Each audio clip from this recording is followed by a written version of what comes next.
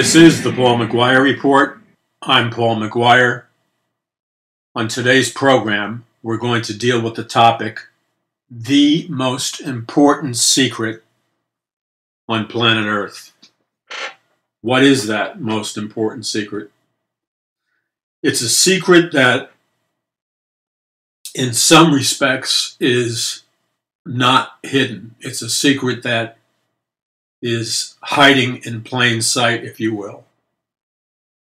But the fact remains that the vast majority of people living in planet Earth and nations like America and the European Union nations and New Zealand, Australia, Asian continent, African continent, South American, North America, Middle East, they all, the majority of the people, there are exceptions, but the majority of the people, and it depends which nation we're talking about,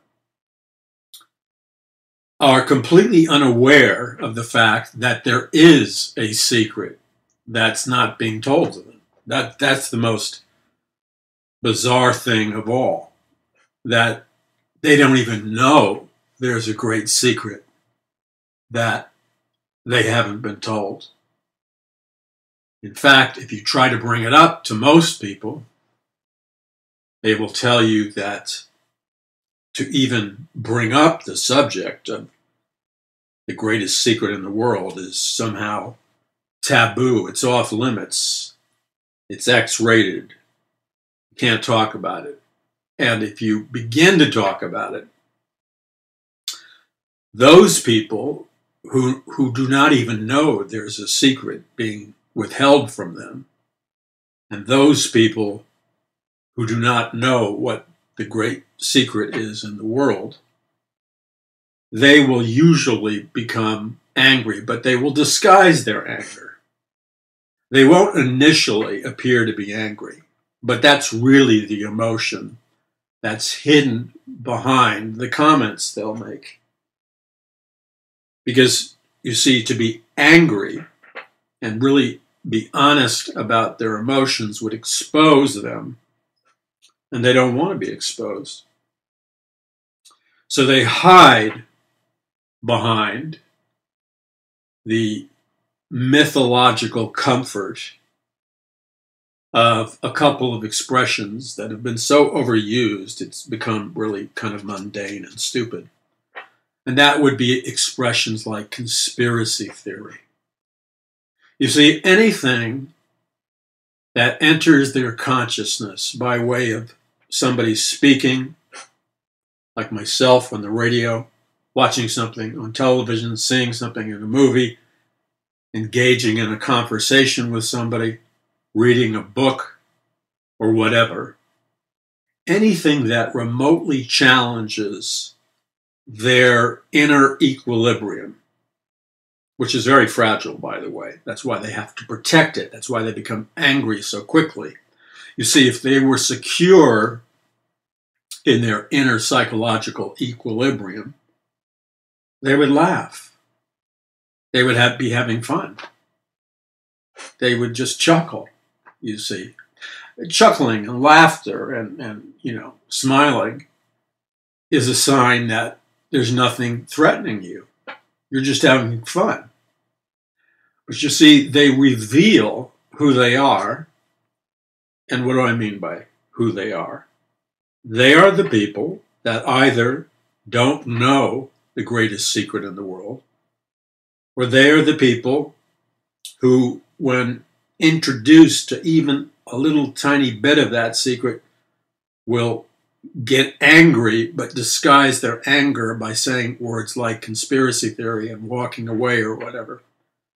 You see, if they were confident, truly confident in what they believe, there's a big difference between being truly confident in what you believe and being an imposter.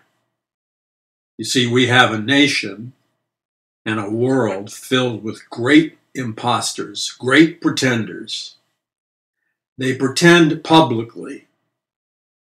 They are imposters publicly, that everything's, they have everything under control. And that they know, it's a pride thing, that they know what's going on.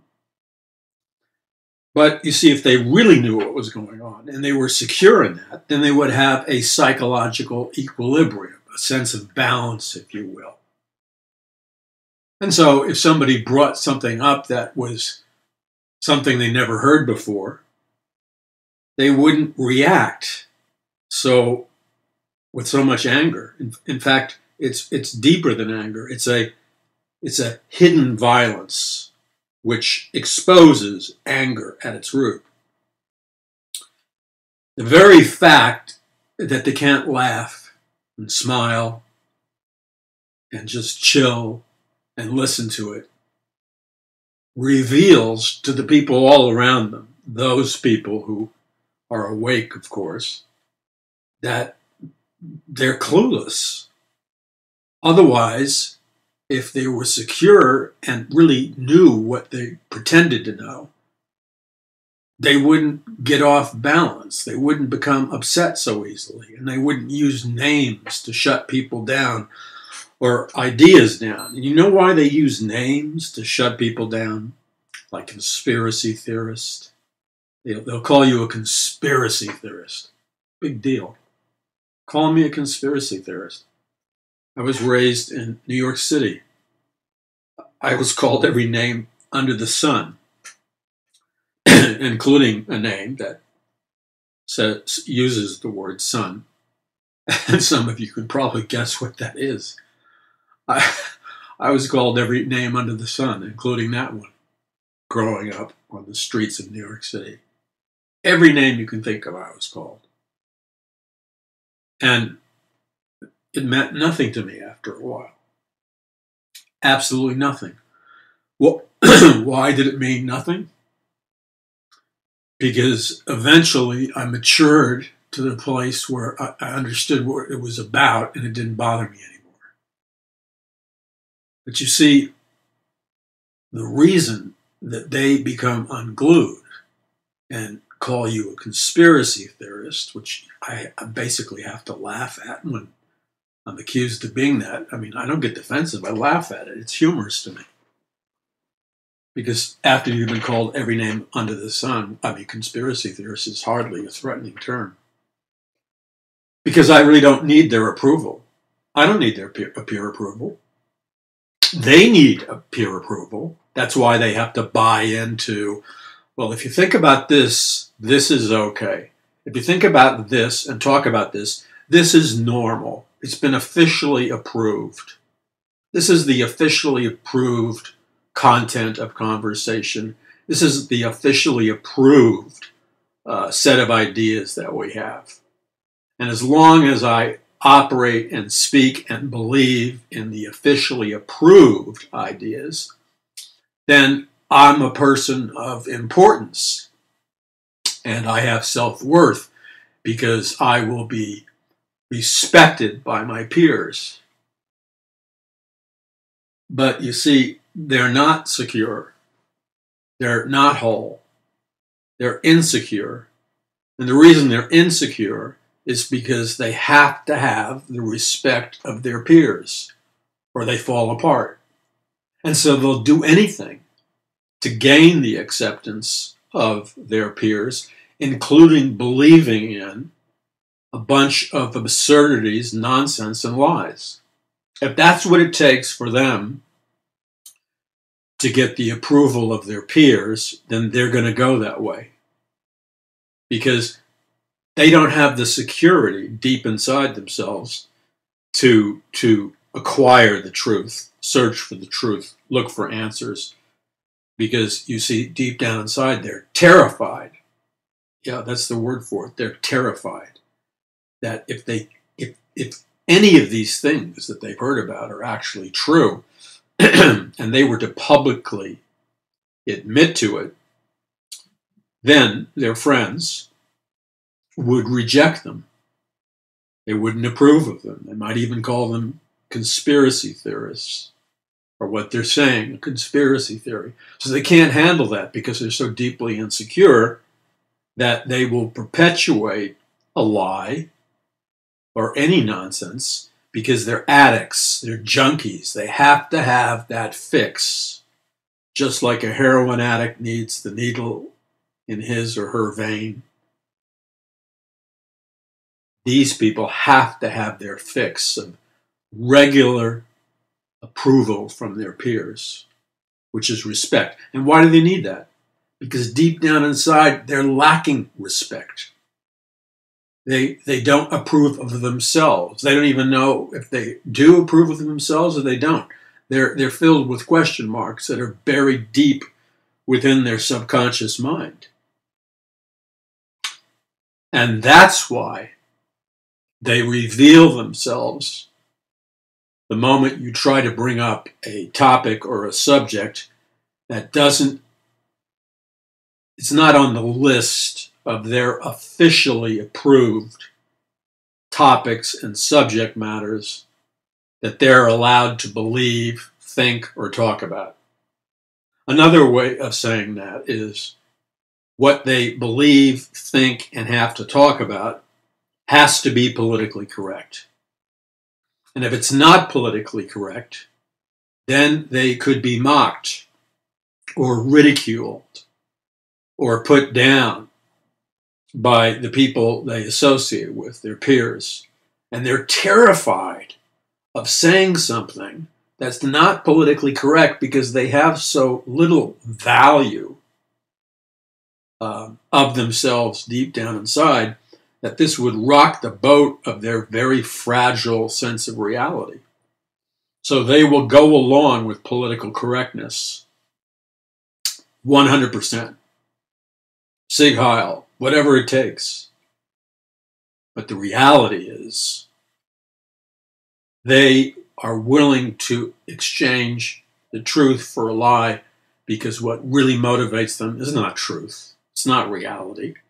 It's the desperate need they have for self-acceptance, approval from their peers. That's how the entire political correctness psychological strategy that was methodically developed came about, by the way.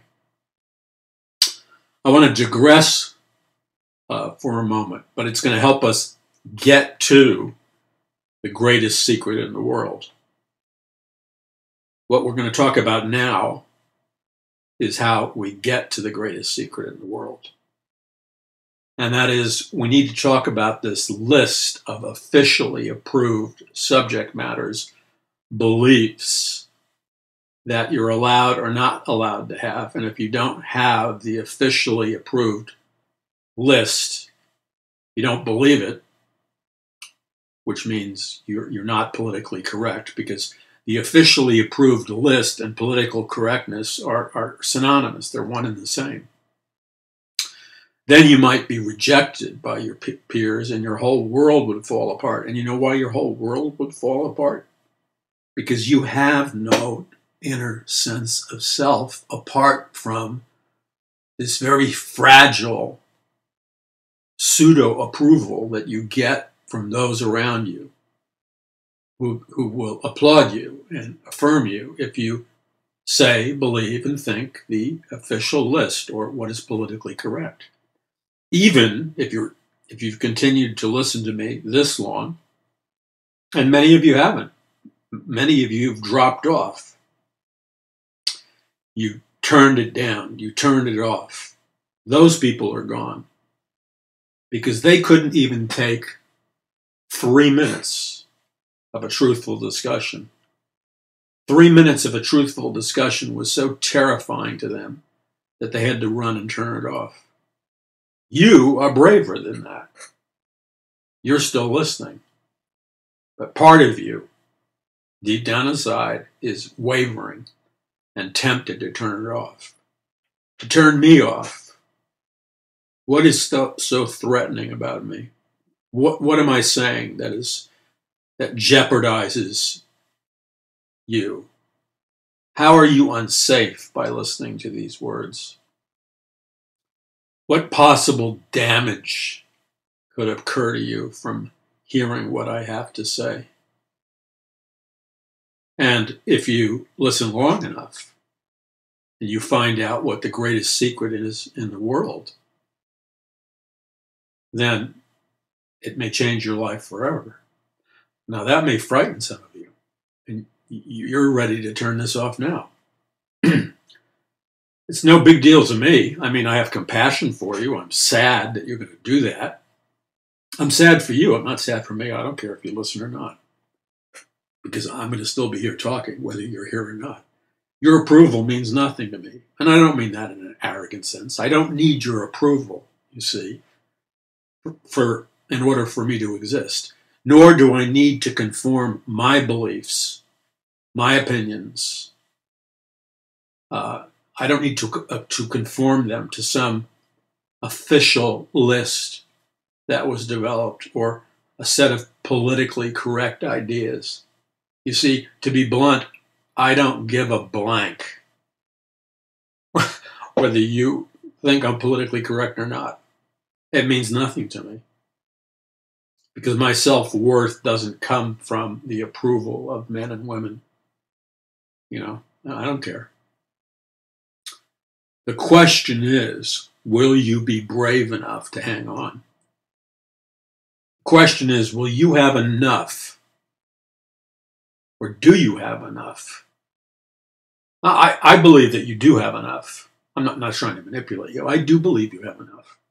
I believe you have enough courage, enough tenacity, enough commitment, and enough willpower to stay with me. But that's not the issue, you see. You have those things, or you wouldn't be listening this far. The question is, each one of us makes that deep inner decision to turn something on and listen to it and receive it and process it. Or some of us make an instant knee-jerk reaction, as some have done already, to reject something, to turn it off. But very rarely are people honest with themselves. We are all, including myself, very capable of lying to ourselves and deceiving ourselves and playing games in our minds. Because I'm about to take you over a very scary territory in which only those who are brave will take the journey, male or female. Females can often be far braver than males. So the question is, are you brave enough to go the distance, to take the journey? It's simple to understand. It won't take long to explain. But I'm going to warn you, you're going to have to deal with it after you hear it. You're going to have to deal with it. You're going to have to process it. And then you're going to make that big decision whether you're going to suppress it because you're so terrified of what your friends may think. Or are you going to choose to be your own man or own woman and look at the facts in and of themselves and make your opinion from the facts, not from some addictive need to get approval? So let's start with it. Let's get on with it. Really, in reality, there's nothing to be scared of. In reality, any fears that you have are completely imaginary. Ask yourself the question, where did these fears come from in my mind? That this guy who I've heard before, or maybe I haven't heard before, Paul McGuire, he's talking about stuff, but why does it make me nervous? Why am I partially afraid? Why, if I'm really honest, is there deep-seated anxiety? What is he talking about that could possibly make me afraid? I'll tell you what I'm talking about. I'm talking about understanding what reality is really all about, understanding the reality of this world that you live in is really all about. So let's start with a basic fact that I'm sure you'll be able to recognize and respond to. I would think that every single person listening to me is intelligent enough to understand the metaphor I'm going to use. We live, as I assume the vast majority of you already know, in a technological world that has made huge advances over the last 50, 60 years. We now live in a world of virtual reality. We live in a world where we live partially in what's called the real world. When I say the real world, I mean the world that our physical senses can perceive, like eyesight, hearing, sense of smell, tactile sense, touch. And that which we can perceive with our physical senses, for the most part, we acknowledge to be real, to really be there, to be a fact. For most people, you have been trained in education, if you can call it education, or as some say, programming, through the media, through the educational system, through the culture, so on and so forth. You have been taught to believe that the only thing that is 100% real is those things that you can perceive with your senses, right? I assume that's what you were taught in school. I was taught that in school. The curriculum keeps changing from year to year. One thing, that's the wonderful thing about the truths, the great truths that you learn in public education and through the media. The great truths that you learn turn out not to be truths given every 5 or 6 years. And it's very humorous because what you were taught was an absolute fact and truth 6 years later is not a truth. And it becomes the theater of the absurd. Why did you bother learning it to begin with, just to have the entire thing reversed 6 years later because of some new scientific discovery or whatever? So, when I was in school, we were taught that unless you could perceive it with your senses, it did not exist, it was not real. And the scientific method, when I was in school, is perhaps different than the scientific method you may have learned in school, depending upon your age category and where you went to school. The scientific method basically taught us that science was the only perfect way of determining facts about reality, the laws of the universe, etc., etc. If we wanted to know what was true, we were told, and I assume many of you were told, that it had to be scientifically true and that science was never based on opinion, bias, personal philosophy, religious beliefs, so on and so forth. That science, in order for science to determine that something was a fact, it had to go through the empirical method or the scientific method.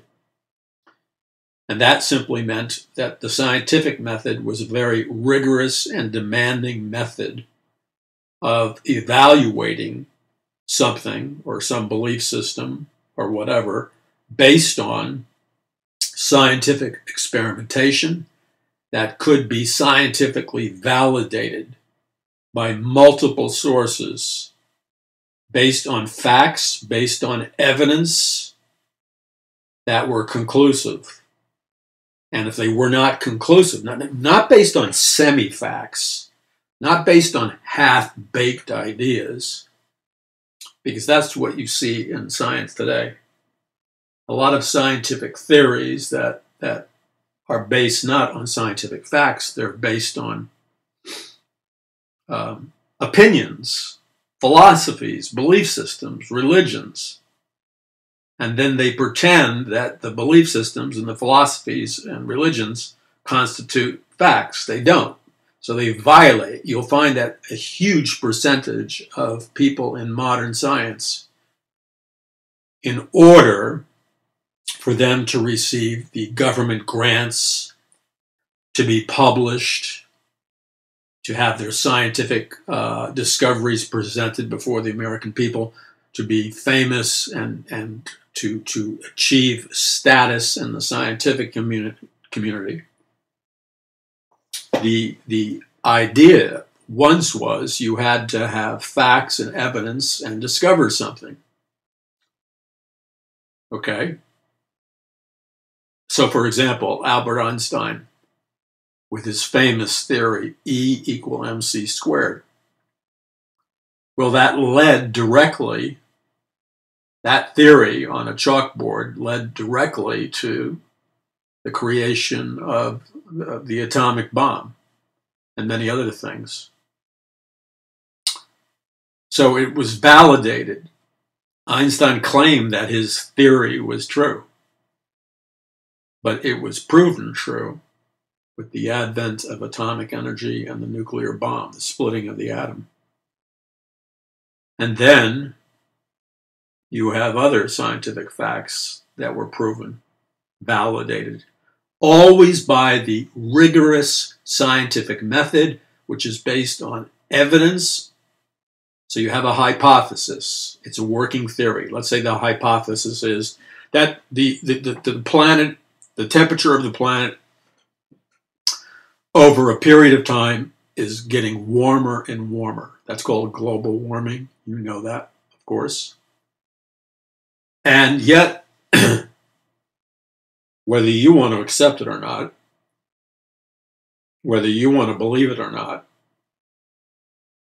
they do not have the facts in terms of the scientific method to prove the theory of global warming. Yet it is promoted as if it is a fact, that is a scientific fact. It's promoted as if they have scientific evidence, the evidence is irrefutable, the facts are in, and it is a fact that the world is getting warmer and warmer. And then they've added to that series of facts they don't even call them hypothesis. They don't call global warming an hypothesis. It's not a working theory. They've already decided, minus the facts, that it's true. And then they added something onto it. And the reason they did this was for strategic reasons, which I will explain to you. You notice that in all the publications of the United Nations or in the educational system or in various public reports, you will see the term global warming used less and less and less. In fact, the term global warming has almost completely disappeared from the mouths, the lips, the scientific periodicals, etc., etc. In fact, the United Nations itself, they have discarded that word. So what happened to global warming? Because they're not using the word anymore. What happened to global warming? Global warming was a dogma, like a religious belief. It had fanatical devotion. It had worship. And you could have a successful career as a scientist as long as you adhered to the religious dogma, not facts, surrounding global warming. So what they did, and I want you to pay attention because you may think global warming is a fact. That's fine. The reason you think that is because you've never really bothered to check out the facts. You think you've checked out the facts because you heard it on NBC, CBS, ABC, or Al Gore's movie, Incoherent Truth. That's probably the more accurate title, Inconvenient Truth. But for the sake of this discussion, we'll leave it at Incoherent Truth. You think it's true because you've heard it in the universities, you've heard it repeated over and over again.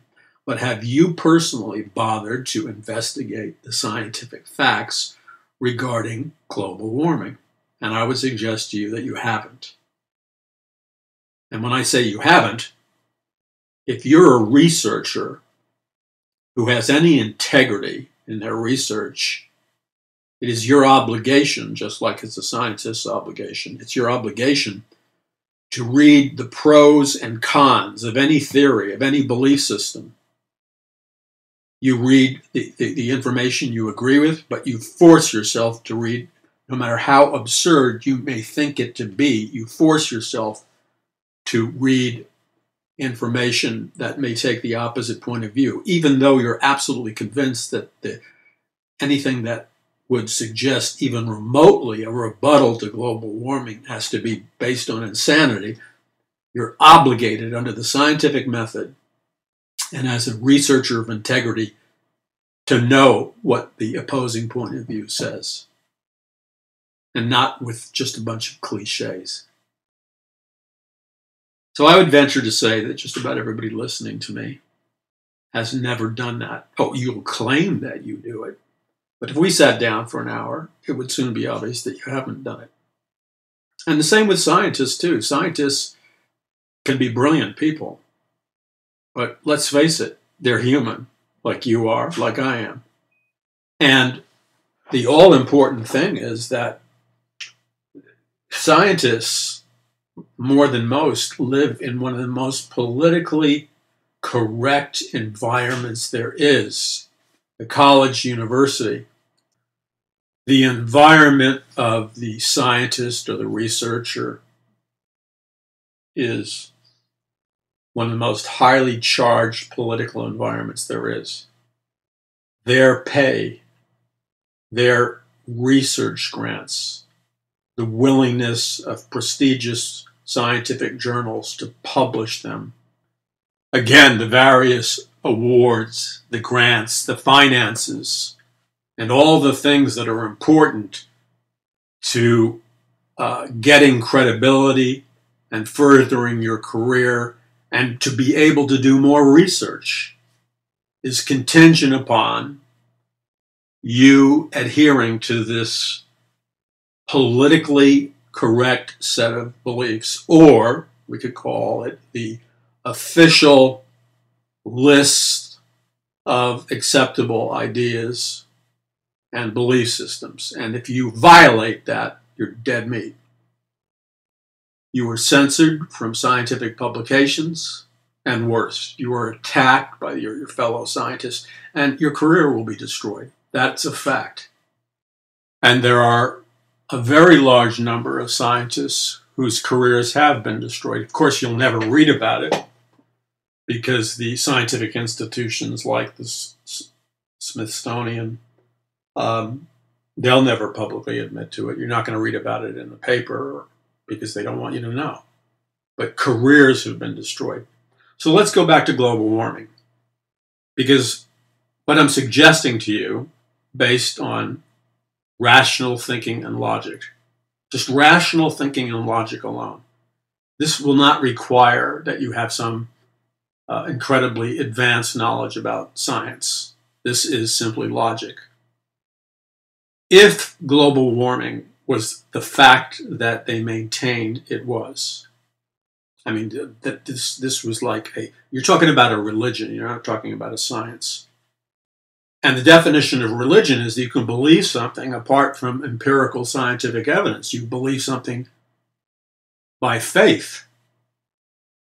Well, when scientists and the public are forced to believe so-called scientific facts, not based on empirical scientific evidence and the scientific method, what is being required of them is that they believe in science or a particular belief that science espouses as a religion. They don't have facts to back it up, so they're demanding that you believe it in faith. Okay, so they use the term global warming for a long period of time. Then the term global warming has gradually devolved and disappeared. You know, the big sustainable development conferences that the UN puts on, the environmental conferences, the publications, the school book curriculum, and it goes on and on and on. We now are using the word climate change. In fact, President Donald Trump was rebuked by the head of Germany, Merkel, because he pulled out of the Paris climate change. I guess it was a treaty because there were things in it that he didn't agree with. But the question is, what happened to the words global warming? Because they made a methodical, calculated attempt to replace the words global warming with climate change. So now the big problem is climate change. You may think, well, there's no difference. They're talking about the same thing. Oh, there's a huge difference. Otherwise, they wouldn't have changed the word. You see, the word now, the officially approved word and belief system is you are required to believe in climate change. And then global warming is now kind of been pushed to the side. Why? Because global warming was an Achilles heel and actually self-destructive to the environmental movement that insisted upon promoting the idea of global warming. And this is why, in part, they could not come up with sufficient scientific evidence based on the empirical method, the scientific method, to prove scientifically. That means it's got to be 100% accurate, or at a very high percentile. They could not prove that the world, planet Earth, was getting hotter and hotter and hotter. What they found, they didn't want to admit it at first, but what they found is it's cyclical. There are periods where the temperature of planet Earth and the atmosphere is hotter and hotter and hotter, and it can go on for, hundreds of years in cycles or longer, and then it gets colder, or it can be shorter cycles. The point is, what they found is there are cycles in which the planet is clearly getting colder and colder and colder because of the increase of unprecedented cold temperatures, at least since the time that they have very accurate methods of measuring climate change. And then even in a spectrum of like 60 years, there were times when it was getting hotter, times when it was getting colder. So they knew they received an enormous amount of negative publicity, and they opened themselves up to criticism, some from scientists, even though they were rejected by the official politically correct scientists and politically correct scientific institutions. Those scientists came back and essentially hammered them over their lack of evidence regarding global warming. So it was for a calculated political reason that they renamed it climate change, because this way they're protected either way it goes. They're not insisting anymore. It says, you may believe in climate change. And the whole time you've been thinking, well, he's crazy. Everybody believes in climate change. Some of you have thought that the whole time I've been talking about this. But the reality is, the big environmentalists, the UN, the scientific communities, they didn't want to be associated with global warming. So, it's great that you believe in it, and we're considering dismissing everything I said based on your personal belief and the belief of your friends that global warming is a reality. But the fact of the matter is that the big scientists, the giant institutions like the United Nations and environmental organizations and Agenda 21 and Sustainable Development, they all adopted a different term to cover their backs in case it got cold or hot. So now they have renamed and redefined the problem as climate change. This way, they don't have to have their theory challenged if in the next few years, as some scientists anticipated, I'm sure it wasn't universal, that the world and the Earth's atmosphere is going to get colder and colder and colder. So this way, they've hedged their bets. Now, hedging your bet is not based on the scientific method and empirical evidence. They've hedged their bets so that if the Earth gets colder, then all their environmental solutions that they want to enact are warranted because it is under the umbrella of climate change. If the world gets hotter and we have global warming, then they're still protected for all their environmental agendas because they no longer say global warming. They say climate change. So they're covered either way it goes. You understand how that works? Now, is that science to you? I mean, they maintain dogmatically. I mean, Al Gore was like a fiery fundamentalist preacher on a crusade for global warming. Well, it did turn out to be an inconvenient truth, didn't it? That's why they had to rename it climate change. So that's just one of countless examples we could use. Okay, so what happened around the term climate change and global warming? What happened was, and I admit this can be intimidating because not everybody's a scientist. I'm not a scientist. I do a lot of scientific research and reading, but I don't call myself a scientist. The chances are very likely that you and lots of your friends and the people that you know were firm believers in global warming, and at get-togethers and parties or whatever, at any social event, if you dared to say that you didn't believe in global warming, I'm sure you were crucified and made fun of and laughed at and either called an idiot openly or implied that you were an idiot because you didn't believe in global warming. Well, the reality is the people that are calling other people idiots and conspiracy theorists and everything else because they don't believe in global warming, they missed the boat. They forgot to recognize that the entire reason the United Nations and scientific institutions renamed it climate change was because they don't believe in global warming, in the sense that they've been forced to admit that it's cyclical. There's cycles of global warming and cycles of the world getting colder. So that should be the position your friends are taking. They shouldn't be mocking anybody because the scientific establishment has retreated from global warming and promoted the word climate change. Now, there's a second part of this which is very important. And that second part is what causes global warming. You know, they absolutely insisted that global warming was due to man-made industrial emissions. So what causes global warming?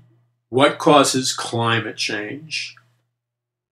Either global warming or the world getting colder. What causes all these things? Well, they have determined, again, with not a long track record of scientific facts, not based on empirical scientific evidence and the scientific method, they have, once again, like a religion, they have determined that man-made industrial emissions from particularly the United States of America and European Union and Great Britain, etc., are the major polluters. And America, with all its automobiles and its, we don't have industrial plants here anymore, so they really can't blame. Industrial plants are hugely pollute, but we don't have industrial plants in America, so they can't really, are very few, so they can't really blame man-made pollution on America and other nations which no longer have the manufacturing plants. That's happening in China and other nations. but all the automobiles, all the energy consumption by Americans. And so we have these very aggressive policies to micromanage your life, reduce your energy consumption, turn in your cans and your plastic goods, and, on and on and on and on, to do your part in controlling climate change. And so you possibly and your friends rally behind that. And if you're somebody who disagrees with that, you're ostracized, you're made fun of, you're not on the list of being approved. Now, most people can't handle that. That's why they will never discover the greatest secret in the world, which we're still getting to. Because they need to have the favor and approval of people. That is far more important to them than having scientific facts. Now, I could go on more in detail regarding climate change and what the real agenda is. And if you want to read my books at paulmcguire.us, that's paulmcguire.us, I have tons of free articles, archives of this program, video messages I've given at conferences, and I've written 31 books, but I think I have 10 books listed at a discount where we get into some of the reasons for what the real reason is behind the environmental movement, which has nothing to do with environmentalism. And of course you would say, well, how can you say that? And then I would answer you, and then you would call me a conspiracy theorist. And I would simply do what I always do when somebody calls me a conspiracy theorist, depending where it is. I would say to you, how much time have you spent researching the topic? And usually people lie to me, and so I'll ask it several times till they finally admit the truth regarding how much time they've spent researching the subject. Because if they continue to maintain the illusion that they've spent a lot of time researching the subject, then I'll start bringing up the names of books and scientists that are leading in these fields. And when they don't know the names of the books of the scientists, it becomes obvious they haven't done any research. So then I will respond to them by saying, you're challenging what I'm saying. You're calling me a conspiracy theorist. You're laughing. You're attempting to ridicule me. But I've spent a considerable amount of research actually investigating this. And apparently, despite your claims, you spent practically 0 hours researching this. Otherwise, you would know at least the names of the scientists I'm referring to and the books I'm referring to, which of course they don't. And then that's the end of that argument. They have to retreat.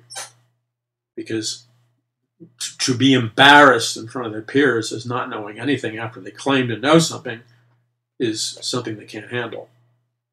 The purpose of the environmental movement from the beginning had nothing to do with the environment. You need to understand that. But in order to understand that, you're going to have to read and do research. Otherwise, you're going to believe what the media tells you or whatever propaganda institution is promoting. The environmental movement, including sustainable development and Agenda 21, exists for this primary reason. And I can back it up with solid, first-hand, credible documentation from mainstream sources, the intellectuals who developed the plan and wrote about it extensively. In my books like Mass Awakening, The Day the Dollar Died, A Prophecy of the Future of America, Standing Down Goliath, and an entirely new book, A Prophecy of the Future of America, 2016-2017, and a book of particular interest to you, if you want to know about this stuff, is a book you can pre-order now at paulmcguire.us called Conquering the Matrix.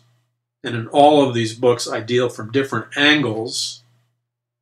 I deal with this kind of information. So, for example, I have Mass Awakening in front of me. I'm not going to sit here and read the quotes, but I could read you the quotes. These are the master planners of the world that we live in. And it really took off with the Fabian socialists in the late 1800s, in the early 1950s. That was men and women. People like Aldous Huxley, who wrote Brave New World, created the concept of the scientific dictatorship. And then Bertrand Russell, the mathematician and atheist, who planned extensively about how to create a new world order. And H.G. Wells, the famous science fiction writer, who incorporated what's called predictive programming in his novels, as did Huxley, as did George Orwell, who was a Fabian socialist, when he wrote his book 1984, which talked about this Orwellian Big Brother state, which used lies in a manner that I'm talking to you about, freedom and slavery. And that's a classic example of modern propaganda and brainwashing, which some of you don't believe in. And the reason you don't believe in it is not because it isn't true. It is not only overwhelmingly true, just in my books alone, not to mention books of other people. I have quote after quote after quote after quote from scientists, presidents, the leaders of the world as we know it today, like Huxley and Bertrand Russell, where they openly wrote about and advocated their plan for a new world order. It's not a mythology. The greatest minds and intellects and philosophers, some of the wealthiest heads of the international banking families and the military and so on and so forth, wrote extensively in first-hand credible documentation about a coming new world order and a one-world government, a one-world economic system, and a one-world religion. So when I get the response that that's a conspiracy theory, which I do often, not when I'm speaking to people who know what's going on. When I'm speaking to the average American, I'll get that response. And education has nothing to do with it, by the way. Some of the most brilliant people I've met, and the people who are very educated and very bright, are among, sadly, some of the most clueless people. Without getting into names, I'll simply say that I have members of my extended family who are very brilliant, have very high professions in society, and they're intelligent people, and they actually have facts, they think, to defend their arguments. And then their kids ended up watching me on the History Channel, where I did a series of programs on things like Bible prophecy and environmentalism and the last days, etc. And I basically addressed my comments to a secular audience, but they got a little glimmer of what I believed, and they couldn't believe that I believed what I believed. And we talked about it. We remained friends because I don't break up friendship over strong disagreements. And if somebody wants to attempt to not make me their friend because I don't agree with the official Big Brother politically correct belief systems, if at all possible, I don't allow it to happen because it's just stupid. It's childish. Okay, so what if suppose I was totally crazy, a conspiracy theory, and basically should be a mountain man hanging out up in the mountains of some remote region. Okay, so let's say that was me, which it isn't. Well, let's still be friends, okay? And let's find some kind of common ground that we can agree on and still be friends. And I usually am able to achieve that goal because I don't insist upon winning the argument. I just realize that this is not, in this environment, with this situation, with this person, we can argue, but we're not going to make any progress on either side. So let's just be friends and put that up on the table. So these ideas that I'm telling you about the way our world works leads us into this, which is what is the greatest secret in the history of the world. Now, in a moment, I'm going to get into what that is. And the fact of the matter is, the vast majority of people in America, of which of all people you would think that they would be the most informed, but they're certainly not. I would have to say that the people in Europe that I've met, speaking in Europe, in like France or Great Britain or other nations, or South America, I would say that most of the people in the nations outside of America have far more of a sense of what's really going on. And they know some of these secrets versus Americans. Americans are very proud. I'm an American. We're very proud, but we're kind of living in an incubator, a womb. And we really don't know how the world works because we've been protected. But people who have went through Adolf Hitler and the Nazis and World War I and World War II and other huge upheavals, they don't have such a naive view of reality. They know the truth. You know, they don't live in kind of a Disneyland of America. They know the truth, or at least more of them know the truth. So in a moment, I'm going to explain to you the greatest secret in the world. And when you understand this greatest secret in the world, it should change your life forever. And it should, well, it depends how you deal with it. Some of you, when I talk about the greatest secret in the world, will track with me. And if it doesn't, if the lights don't go on in your mind right then and there, they will in time, because the seeds planted will affect you. If you're honest, intellectually honest and open, if your only priority is to preserve your inner psychological equilibrium, and if your only priority means that you'll do anything, including rejecting the facts, to receive peer approval from your friends, then, you know, no matter what I say, you're going to believe the earth is flat. Which I would say is a good term for people who reject truths just because not everybody, because the majority of their friends believe the lies like they do. Like at one time, the majority of people on planet Earth believed that the earth was flat. So people who dismiss everything that's true under the false label of conspiracy theory are essentially the flatlanders or the flat earthers of our time. No, the world is not flat. And anybody who says the world is flat is essentially an idiot. And I don't care if they're a religious idiot or a non-religious idiot. You're an idiot when it comes to thinking, even if you are religious. If you think the earth is flat, you're an idiot. It defies all scientific measurements. It's not even remotely possible for the earth to be flat.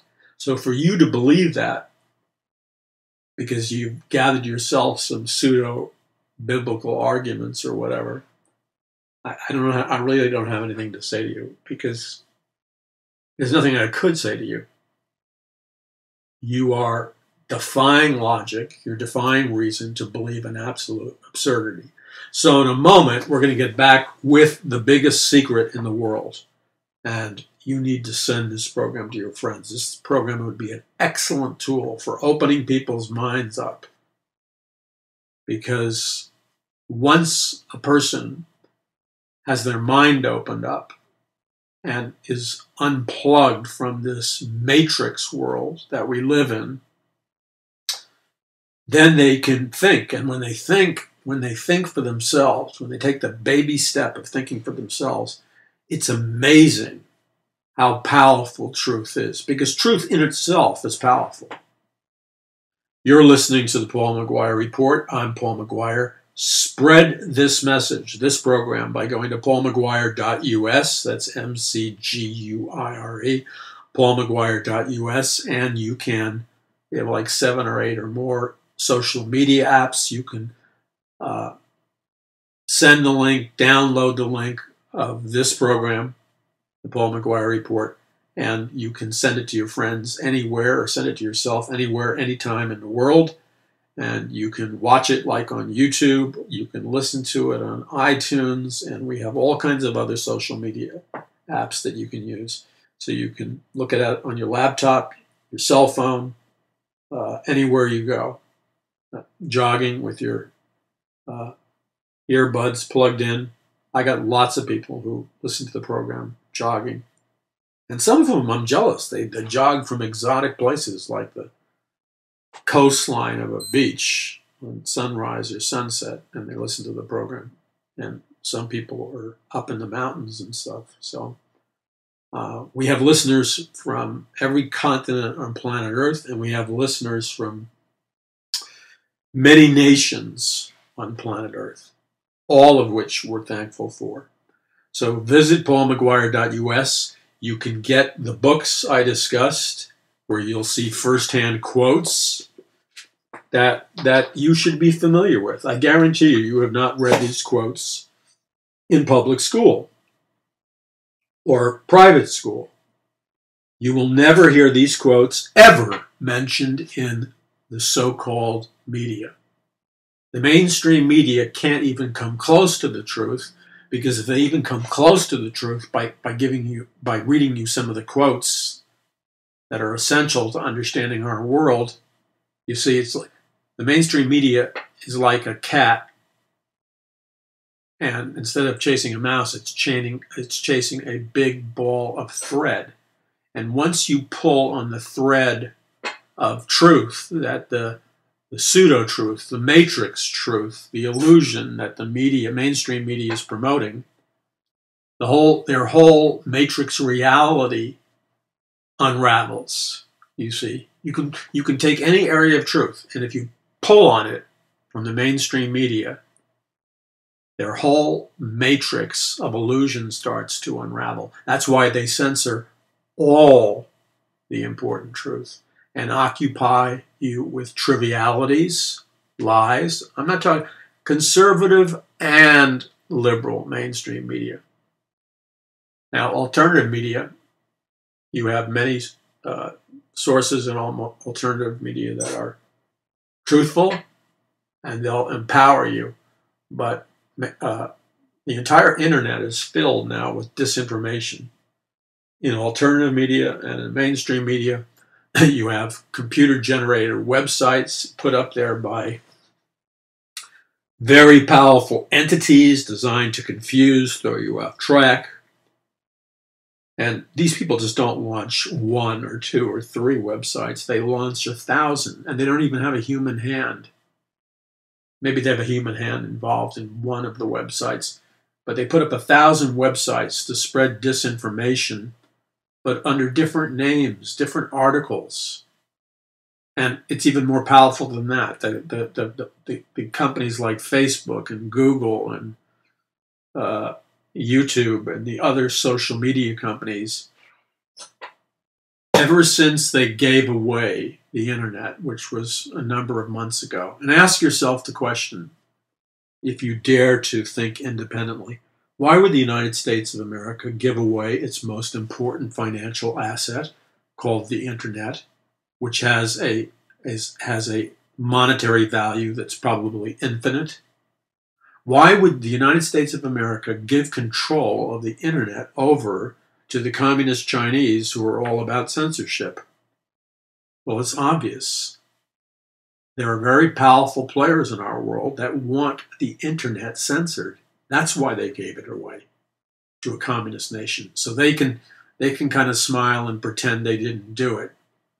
But look, ever since the internet was given to China, I have noticed a radical change in the internet. And I use the internet for my research quite a bit. I have noticed that it's a tsunami of pages that are missing now. Whenever you go into a website or an article or one thing or another thing or a search engine, first of all, the search engines are scrubbed. They weren't scrubbed 6 months ago. They're scrubbed. Everything is official, politically correct propaganda on the search engines. now for the first 30 pages or so. And it may even be 100 pages. I don't have time to go look that deep. It used to be you could find alternative points of view. It used to be you could find non-politically correct points of view on the first page of a search engine. Now you have to dig far and wide. And if you happen to find something, the amount of times you'll click some website or some link and you'll get an error notice. This page is no longer in existence. This page has a problem. You know, some garbagey answer because they're censoring the internet. If it doesn't fit into the politically correct propaganda, they censor it. Now, if you look at, you can experiment. If you put in something politically correct, like, I love Coca-Cola. Does it taste better with ice? What's the ideal temperature to drink Coca-Cola with? I guarantee you, you'll get the first page will give you all kinds of links, and they will all work. They want your mind filled with trivial junk or whatever they're promoting. Okay, so let me read this to you. This was given in a public address by the author, a member of the British elite, a member of the cult of Dionysus in Great Britain, Aldous Huxley, the author of Brave New World, and he was giving a lecture at the University of Berkeley, March 20th, 1962, called The Ultimate Revolution, to a gathering of scientists and neuropsychiatrists. This is from the actual transcript of what he said. The Ultimate Revolution, March 20th, 1962. Berkeley Language Center Speech Archive, SA 0269, Audio Archives. Now, I have part of his message quoted in my book, Mass Awakening, as I have many people's quotes. And again, you'll never find this in the media. You'll never be told about this in public education. Listen to the words of Huxley. There will be, in the next generation or so, a pharmacological method of making people love their servitude, or slavery, and producing a dictatorship without tears, so to speak, producing a kind of painless concentration camp for entire societies, so that people will in fact have their liberties taken away from them, but will rather enjoy it because they will be distracted from any desire to rebel by propaganda or brainwashing enhanced by pharmacological methods. And this seems to be the final revolution. Now, first of all, this is mind-blowing, especially if you know, and which you should know, just how powerful an individual Huxley was.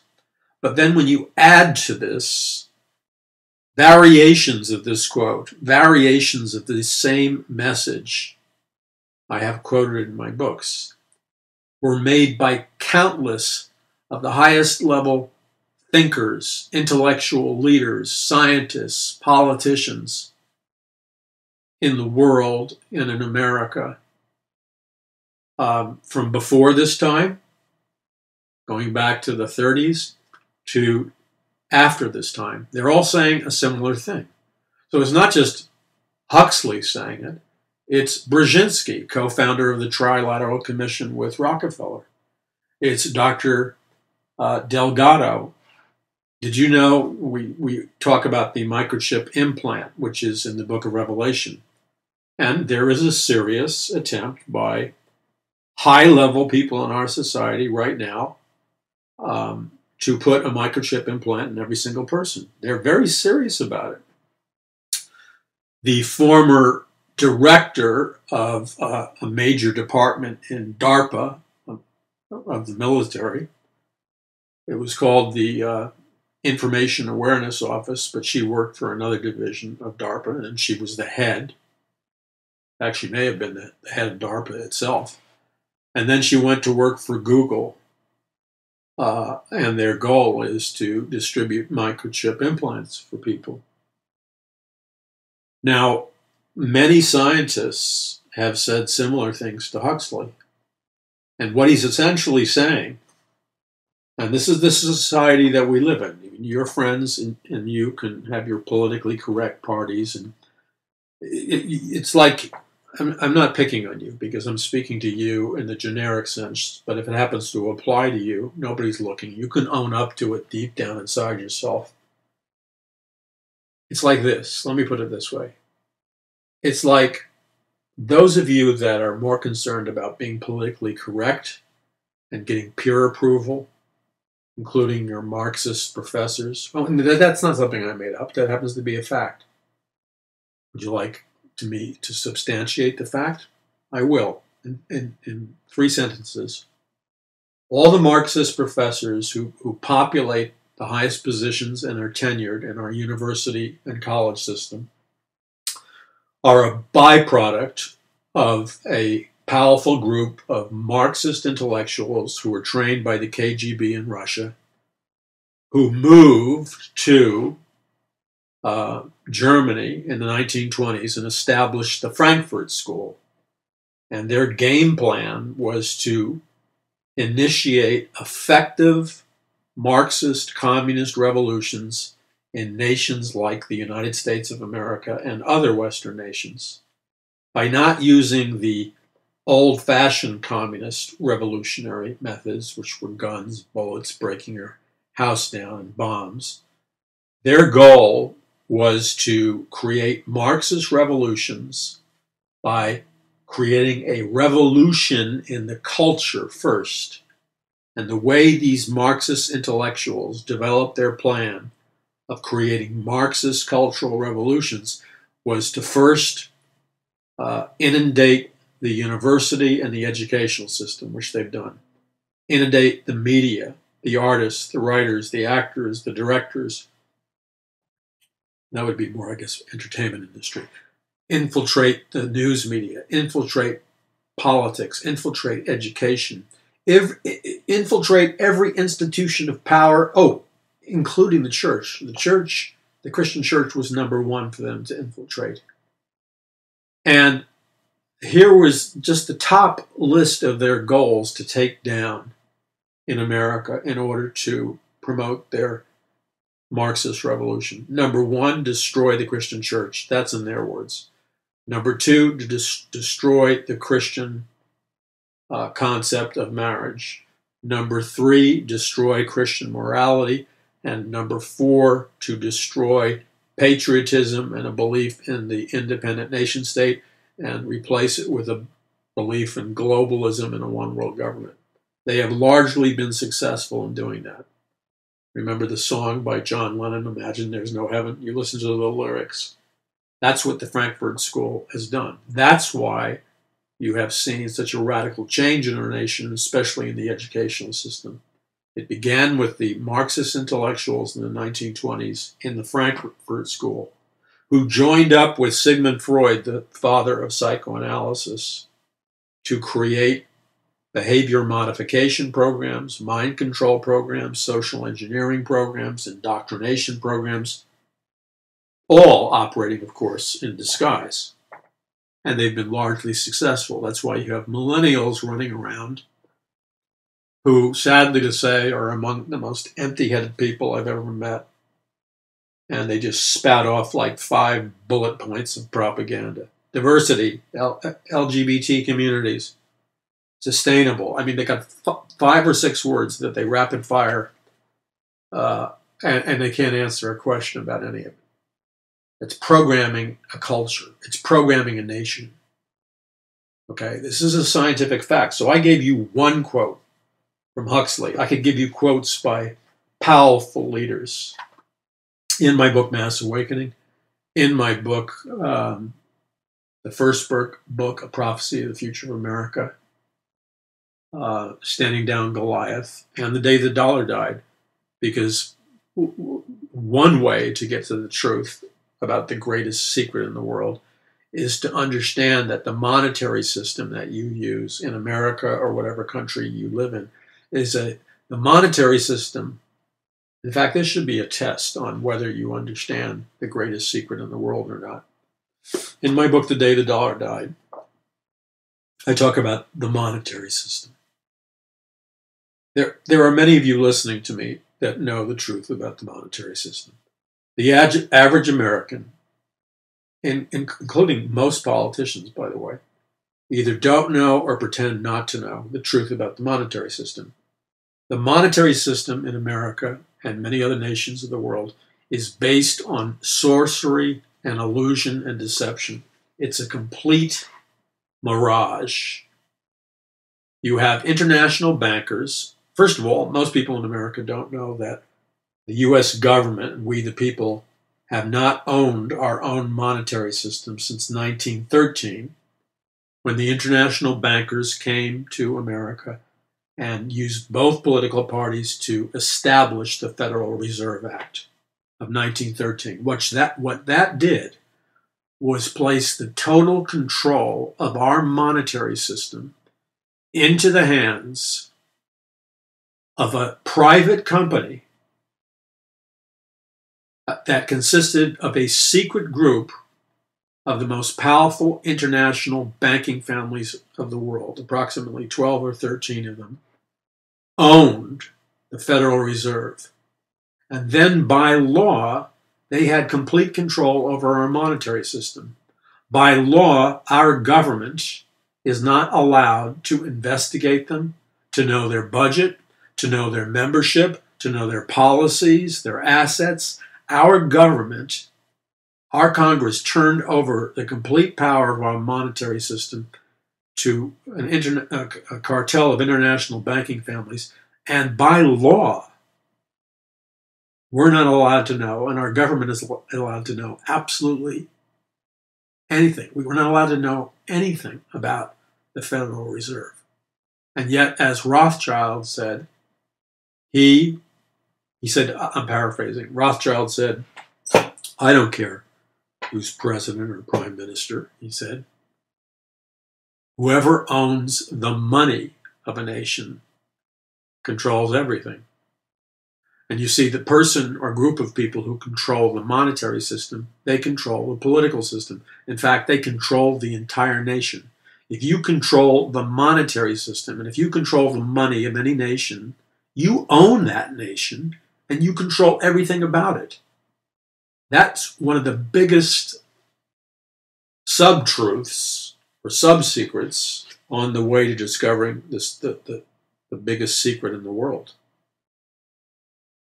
And so they create recession, depression, inflation. There has never been a recession, depression, inflation, or Great Depression like in 1929, or the big housing crisis in 2008 that wiped out a minimum of 1/3 or more of the American middle class and working classes, retirement, home value, et cetera, et cetera. All of that is created on purpose. None of it is random. None of it is accidental. Because you have to understand the way the Federal Reserve works. They have an unlimited source of money. So those things, those negative things, don't have to be. What that means is that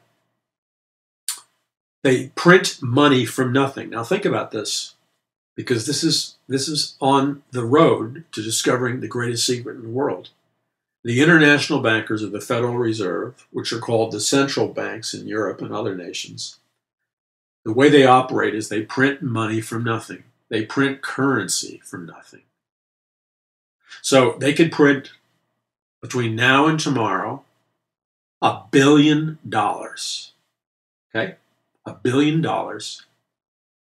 And they don't even have to have 1 penny to back it up. So they don't need $1 billion of assets or gold or silver or something tangible to allow them to print up $1 billion of paper currency. No, they can print $1 billion based on nothing.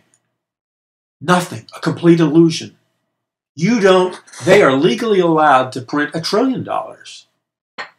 They could legally print enough money to get rid of our national debt of whatever it is, $20 trillion. because they're not required to have anything to back up the currency. The currency is not backed up by gold, silver, or anything tangible, just hot air.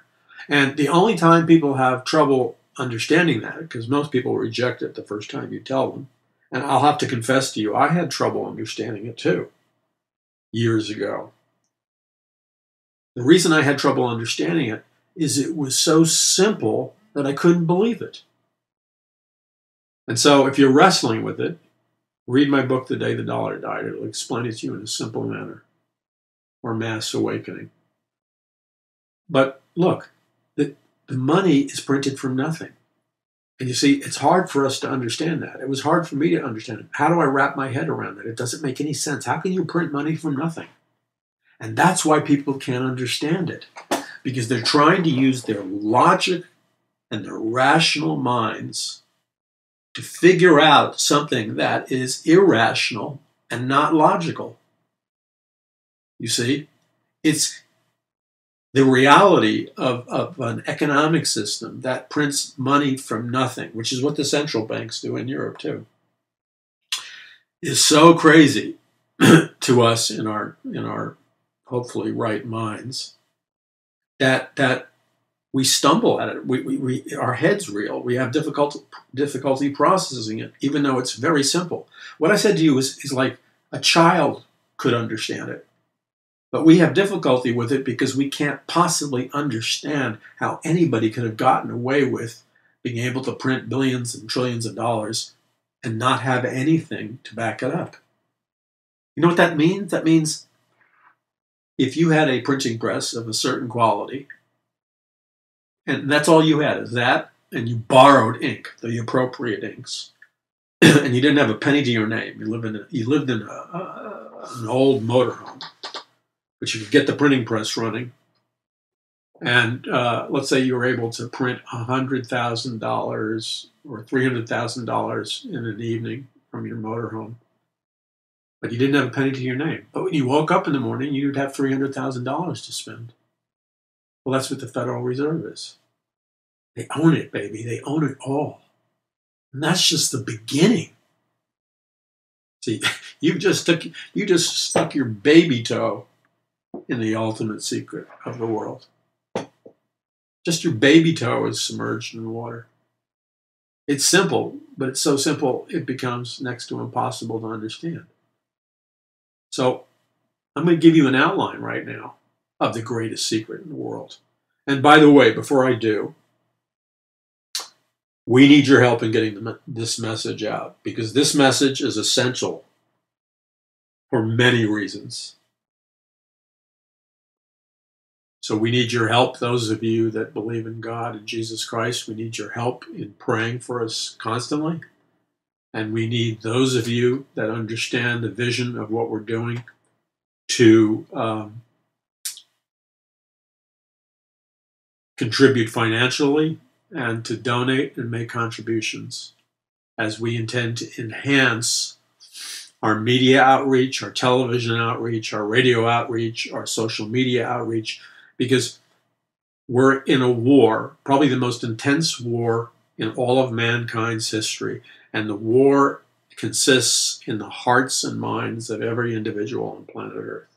You see, you're either going to live under this dominant lie, okay, built on things like political correctness, program truths, or a matrix reality versus the true truth.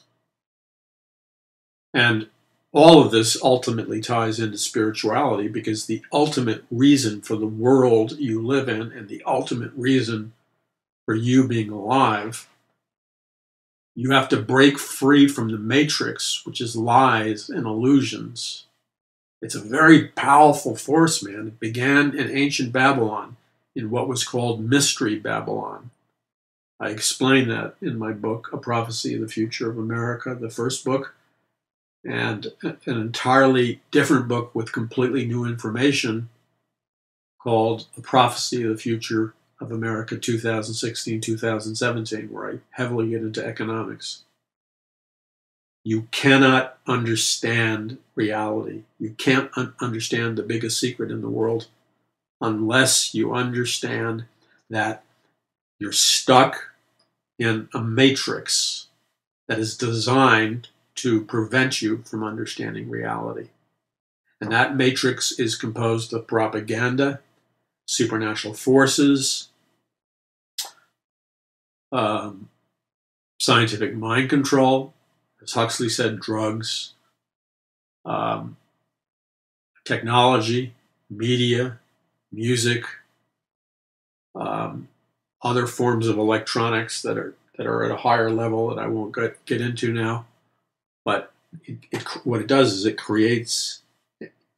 it artificially creates an artificial reality that we all live in.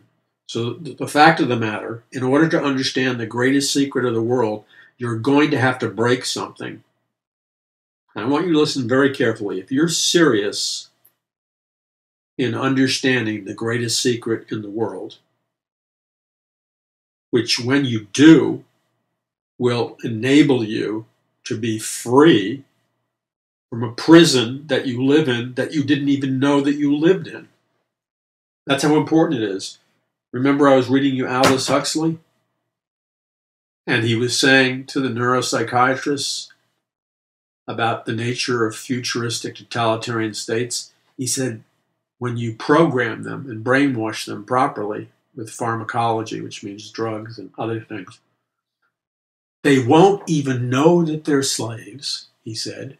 They won't know they're in a slave state, and they won't even know that they're in servitude, slavery. They'll think that they're in a world of Happy Meals and the Magic Kingdom. What he was trying to say is there are controllers controlling this world. He knows because he comes from an elite family. Just like the average American doesn't understand that the economic system is completely rigged, it's controlled, and it's designed to put shame and guilt and humiliation upon you if you fail. Only if you had saved better, if only you had worked harder, if only you had been smarter with your money, if only, you still would have lost, because it's not a fair fight. And so part of the conditioning process psychologically is that you beat the living tar out of yourself in shame and guilt for something that you're not even responsible for. The monetary system and the game of money is an illusion. Oh yeah, you can win at it. It's definitely possible to win at it, but you can only win at it when you understand the nature of it. If you don't understand the nature of it, you're not going to win at it. So, this is the greatest secret in the world. You live in a reality, okay? A matrix. Because it's not real reality. You don't live in the world that God originally intended for you to live in. God's blueprint for the world is recorded in the Bible. It's called the Garden of Eden. It was paradise. Adam and Eve, a perfect man and a perfect woman, perfect relationship, lived in paradise. Environmentally perfect. I mean, beyond Maui, beyond some tropical island. That was God's plan for mankind. God isn't a cruel God. God is not all about, you see, one of the ways you're brainwashed to stay in the prison that you're in, the matrix prison, the virtual reality prison, the artificial reality prison, composed of sorcery, science, and technology. Sciences that you don't know exist, technologies that you don't think have been invented yet, and sorcery, which you've been programmed to believe from childhood, is just hocus pocus and make-believe. But guess what? The elite, the people who are the controllers, the people who are the rulers of this world, and that's part of the greatest understanding, the greatest secret of this world, is to understand that there are rulers of this world. It's just not a bunch of random stuff, man. There is a secretive, invisible elite that controls this world. That is fundamental to understanding the greatest secret of the world. because you're in a hallucinatory trance if you don't understand fact one. You exist in a prison system. Sorry to depress you, but you can't get out of prison. How can you get out of prison if you think prison is paradise? That's what Huxley was talking about. Brainwashing people so effectively that they actually think they're in paradise when the entire time they're in prison. That's where most of you are. That's where the average American is, and in many other nations. You're brainwashed into thinking you're a free person. You're not free. You're brainwashed into thinking you have all these choices and that you're in paradise. The reality is you live in a prison and you're not free. But you've been brainwashed into thinking you're free. That's what Huxley said, word for word. Brzezinski said it. In fact, if you pick up Mass Awakening, I can read you quote after quote of how this was said so many different ways. The people who are the controllers, the puppet masters, understand what's going on because they're manipulating it all for their benefit. So, how do you break free from prison? Well, this is the greatest secret in the world. In order to break free from the prison, you have to first understand that you live in a prison. As long as you think you're in a palace and you're a king and queen, you'll never get out of prison. And that's where most people are. They're in a trance state. That's part of the greatest secret in the world, is that the average person, and perhaps many of you listening, are starting to break out just a little bit from that trance state as you hear my words. And it may be difficult for you, but just hang in there. Truth is more powerful than a lie. Just the speaking of truth, the communicating of truth, has the power to destroy, evaporate illusions and lies and artificial realities. Just the mere exposure to the truth has incredible power. That's why Jesus Christ said, "You shall know the truth, and the truth shall set you free." He wasn't only just talking about salvation and eternal life. He was talking about the importance of you knowing the truth in every dimension of your life. If you know the truth shall set you free. Lies imprison you on any level, including if you believe lies about money, that sets you in prison. This is very critical for you to understand. And this is the way you're going to find out and discover the greatest secret in the history of the world. Because it has been a secret that was established in the beginning of mankind's history at a specific location. Ancient Babylon, at the Tower of Babel, a supernatural system of money, business, religion, power, and control was established that was run by a secretive elite, and it was called Mystery Babylon. It's changed names, it's changed vocabulary, but that system, that secret system, is still at work today. That's the driving force behind all of it. It's Luciferian in nature. Why?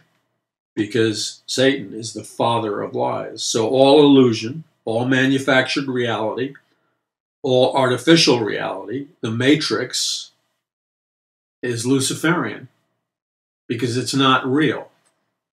Now, I want you to listen carefully, because what you have to understand is that this prison that you may not want to admit that you live in, but you do live in, this prison was planned over a long period of time. It was planned scientifically. It was planned with the utmost care. Okay? And you are how you have been programmed since childhood, and many of you don't even know that you were programmed since childhood, because the programming is so deep and so intense in your personality that you actually believe that the programming is your thoughts. And when I say that to some of you, it's like It's like a tennis ball hitting a cement wall. The cement wall is your consciousness. It's not open to it. So the tennis ball, representing truth, hits the cement wall of your consciousness. It can't penetrate it. It just bounces off because you're not ready yet. Some of you are not ready yet. Many of you are struggling to track with me. And I promise you, if you hold on, by the time this program is over, and we have other programs that you can listen to, you will experience a transformational breakthrough in your life that will be the biggest transformational breakthrough that you've ever experienced in the history of your life. It will change your life 180 degrees. You will experience a jailbreak, if you will. You'll be free from the prison in your mind. And then you'll be free to live, to be everything God created you to be, and to live eternally with Him. But it's going to require you deciding, enough's enough, I want to be free. So let me spell it out to you. You've got to understand the basics. I mean, we could go on for hours. We're not going to do that.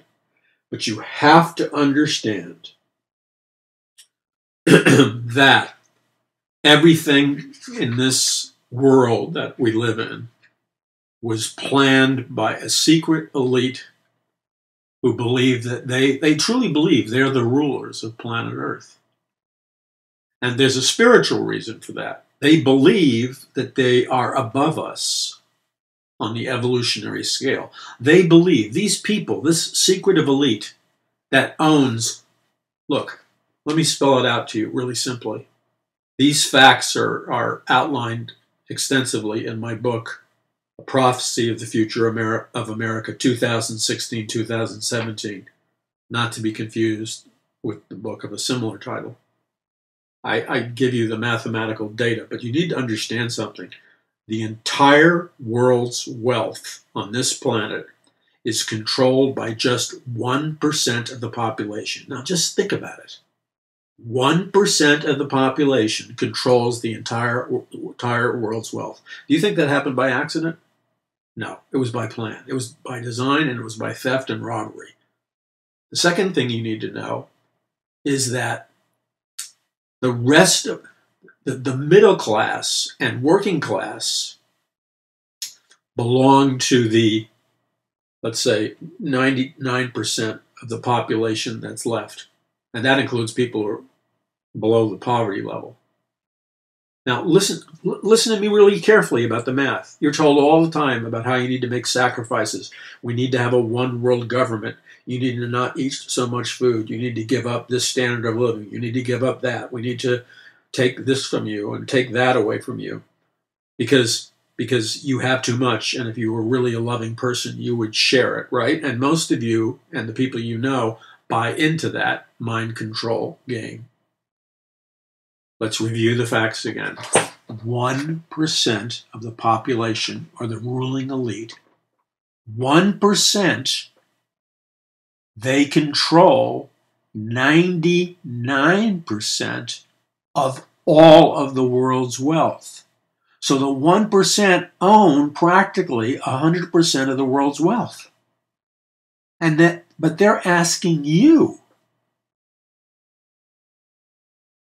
They're asking you, who are the middle class and working class, to make all the sacrifices that they are not willing to make. You represent about 97% of the population.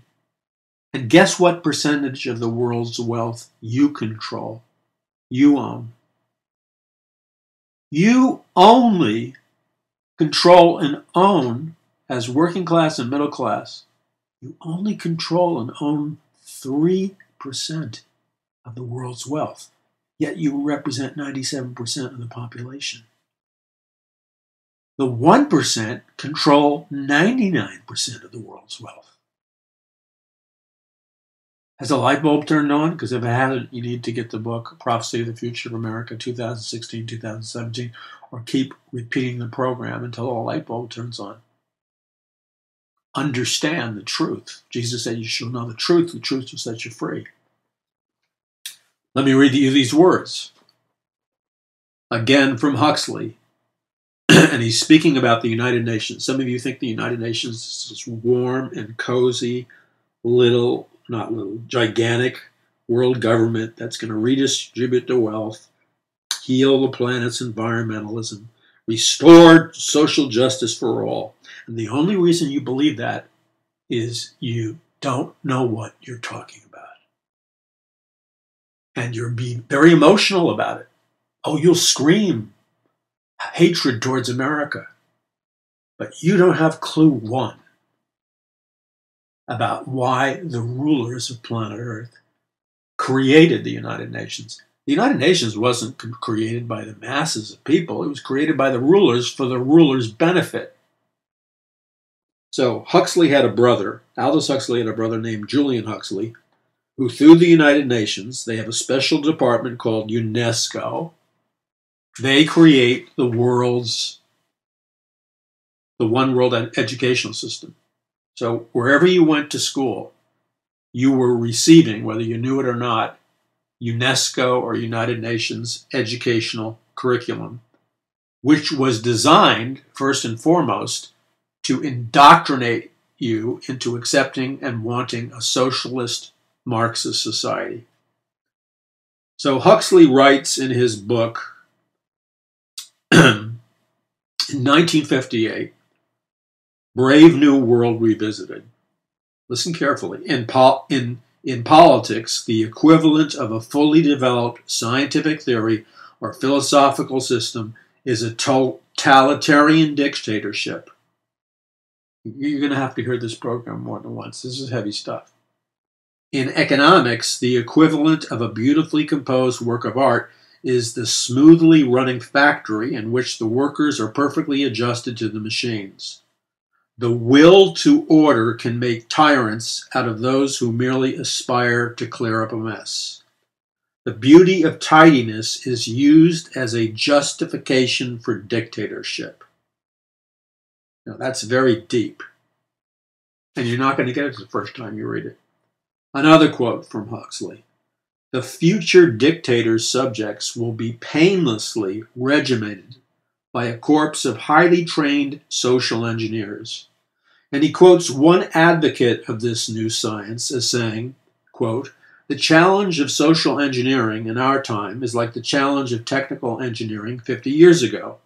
The 21st century, I suppose, will be the era of world controllers, the scientific case system, and the brave new world. What is he saying? He's saying that the purpose of all social engineering and science is to empower the world controllers. What he's telling you right out in front of your face is that the people who really rule this world, the elite, they consider themselves the world controllers, and they're creating the scientific caste system. A caste system or a case system is what they had in ancient India, where people were born into certain classes. The upper class, the power class, the managerial class, and then the very lowest class, you're like a dog. You can't do anything. You have no freedom. You live in the street begging, and you can't break out of it. A caste system is a militantly enforced hierarchy where from birth, they, the elite, the world controllers, will determine where your children will be. They'll either be slave laborers, they might be the managers of the slave laborers, they might be low-level managers, and then it goes up the totem pole. But most people are going to be slaves because only 1% can be the controllers. And then, let's read Bertrand Russell, another intellectual and planner of the New World Order. Listen very carefully. It may be hoped that in time anybody will be able to persuade anybody of anything if he can catch the patient young and is provided by the state with money and equipment. The subject will make great strides when it is taken up by scientists under a scientific dictatorship.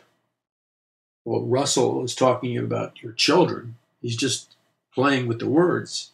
He's saying any child, your child, you, when you were a child, can be persuaded to believe anything If they can begin young enough and they have the technical equipment they need, you understand what's going on? You understand what the greatest secret of the world is? You live in a prison colony disguised as Disneyland. That's it. You can't have a jailbreak. You can't set yourself free. Look, it's like this. Imagine yourself being in a jail cell about the size of a bed and nothing else. No air conditioning, you're sweating. You're then put into solitary confinement, and it's even worse. Okay? You're sweating, you're hungry, you're isolated, you're lonely, you're miserable. You're experiencing more agony than if somebody broke your legs, because the psychological torture of being isolated and experiencing sensory deprivation is far worse than having a broken leg. You're going out of your mind in pain and anguish. Now, that's a problem for the controllers who pretend they don't exist. So they drug you secretly, and they pipe in some subliminal music. And the next thing you know, while you're lying there in your prison bed on the floor in solitary confinement in the complete dark, you have a hallucination that you're living in paradise. And you have a beautiful wife, and everything's wonderful, and you're happy, and everything's great. And guess what? 50 years goes by. 50 years goes by. And one day they come to get you. And you look in the mirror, and you're thin as a bone. Your face has wrinkles. You don't even know if it's 50 years. You could have been in that cell for 70 years. The whole time you thought you were in heaven, because you were brainwashed and drugged and under scientific mind control. That's the way it is for most people on planet Earth. Is that scary to you? It's not supposed to be scary to you. It's supposed to wake you up, baby, to the truth. Now, I'm going to read you one more quote by Brzezinski in 1970. You got to remember, Brzezinski is, with Rockefeller, one of the most powerful globalist leaders in the world. But a heart that is cold and wicked as it comes. He advocated the use of psychotronic weapons on the population so that the elite could become the dictators of you and your family. He advocated using psychotronic weapons on you. You know what psychotronic weapons are? You'll never know listening to the media, because they don't want you to know they exist. They're weapons that, through silent sound, brainwave technologies, electromagnetic fields, and other highly covert means of technology that you can't perceive with your senses, but they're being used against you. They can create anxiety, paranoia. They can make you a moron. They can make you laugh hysterically. They can make you passive. They can make you shriek. They can make you compliant. They can give you disease, and they can kill you, and you don't even know they exist. That's just one example of a psychotronic weapon. And this man, one of the most powerful men in the world, who's still alive, is advocating the use of that weaponry on populations like we, the people in America. Who is this man? How does he get away with? Oh, by the way, he's held the highest political ranks in America. He's been the national security advisor to Carter and held other very high-level positions. Yet he openly talks about enslaving the American population with psychotronic weapons. Why are these men all untouchable? Why do they say the most outrageous things and nothing ever happens? You know why? Because they're part of this invisible world controllers, this invisible ruling elite that rule this society from the shadows. And they don't want you to know. But guess what? They're counting on this. Now listen to me very carefully. You need to hear what I'm saying and wake up. They know how deeply most Americans and most people in the world, how deeply most people live their lives in what could be called a hypnotic trance, or under scientific mind control, or a brainwashed state. Oh yeah, they can function in their jobs and stuff, but they're subliminally in a fog. They can't see reality clearly. They know that because they created the technology. So they know that they can talk openly about the reality of psychotronic weapons, scientific dictatorships. I didn't even read you the real stuff, man. I mean, I made this safe for you so you can handle it. I didn't read you the quotes that'll rip the skin off the back of your neck of what they really believe. Now, you know why they go around openly discussing it?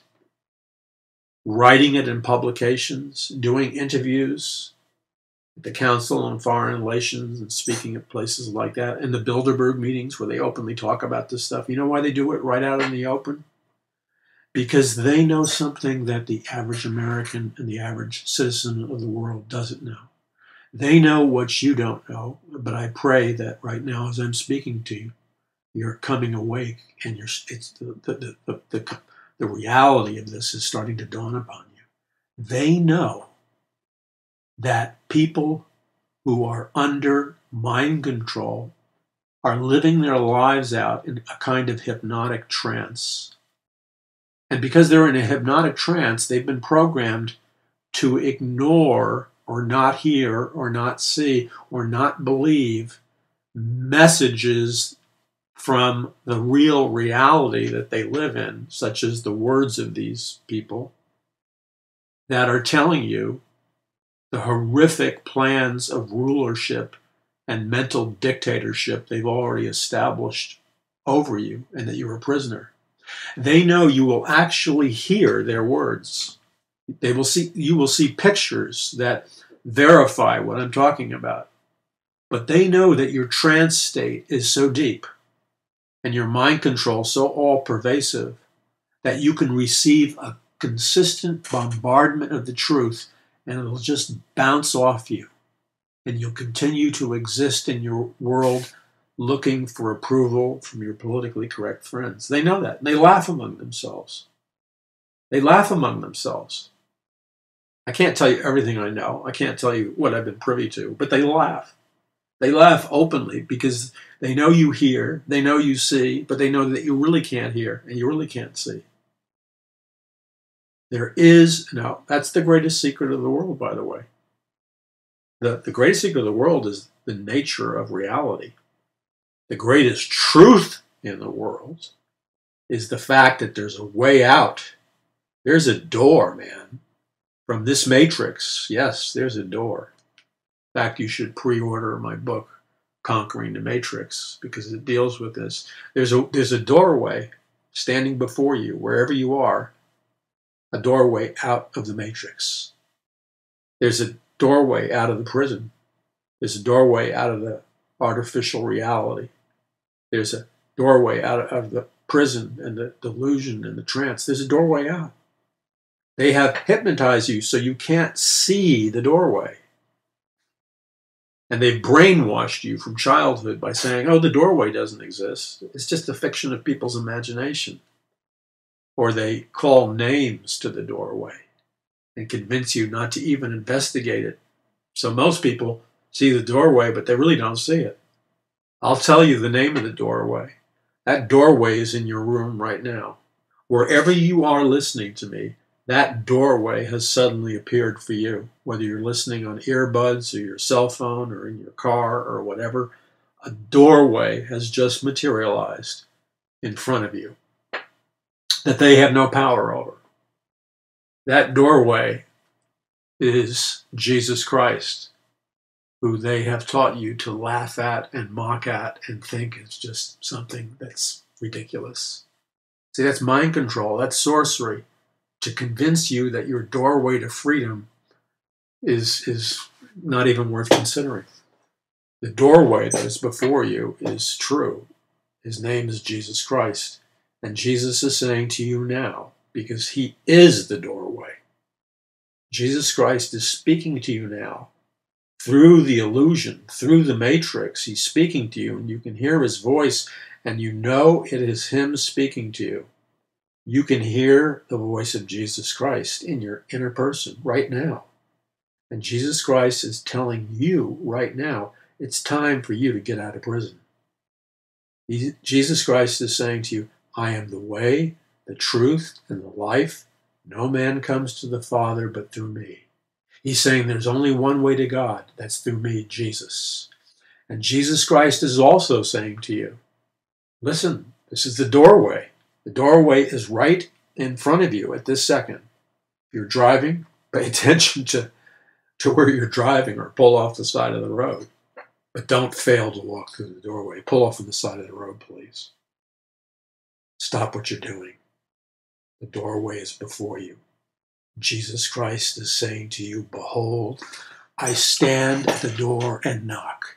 If any man or woman hears me and opens the door, I will come into their lives and have sup with them, or fellowship, or a personal relationship with them. In other words, Jesus is knocking at the door in your life.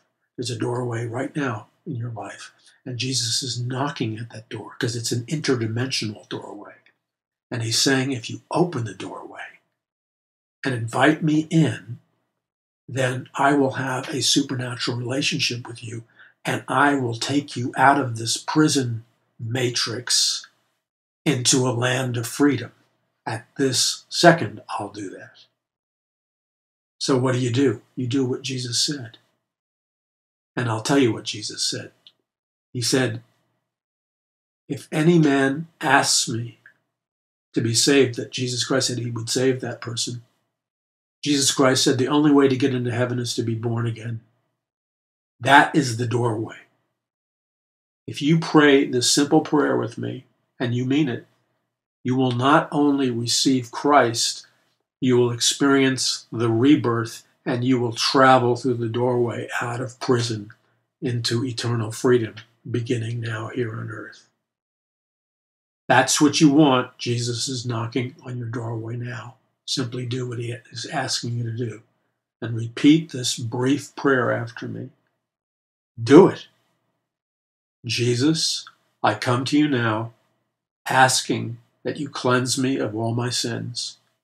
And Jesus, I invite you into my life, and I ask you to make me born again. In Jesus' name, amen. No matter what you felt when you invited Christ into the doorway of your heart, he has come into the doorway of your heart. He is now in the process of taking you through the doorway, out of prison, out of a world which only offers you death at the end of the line, and he's going to give you back what you should be in, not a slave state. He's going to give you back paradise, heaven, utopia, forever and ever in a place called heaven. He's not a figment of your imagination. He's real. The only reason you think he's a figment of your imagination is because of the heavy-duty mind control all over this prison complex. But you were just set free. Walk through the door. You don't have to worry about the rest for now. You call on his name, he'll lead you and show you. But most of all, understand this, that what you prayed, he's faithful. And he has placed himself inside you. He's made you born again. He's placed his Holy Spirit, the Spirit of truth, inside of you. And on an interdimensional level, you are traveling faster than the speed of light in your spiritual person, right out of prison into eternity. And at some point, the two will configure in this reality. Death is not going to be the end for you. You walk through the doorway, and that doorway is paradise. It's heaven, eternal life with Jesus. As for the controllers and those that follow them, they won't be there. God bless you. I'm Paul McGuire. Visit paulmcguire.us. Visit paulmcguire.us and spread this message far and wide. There's billions of people on planet Earth that need to be set free from prison. God bless you. I'm Paul McGuire.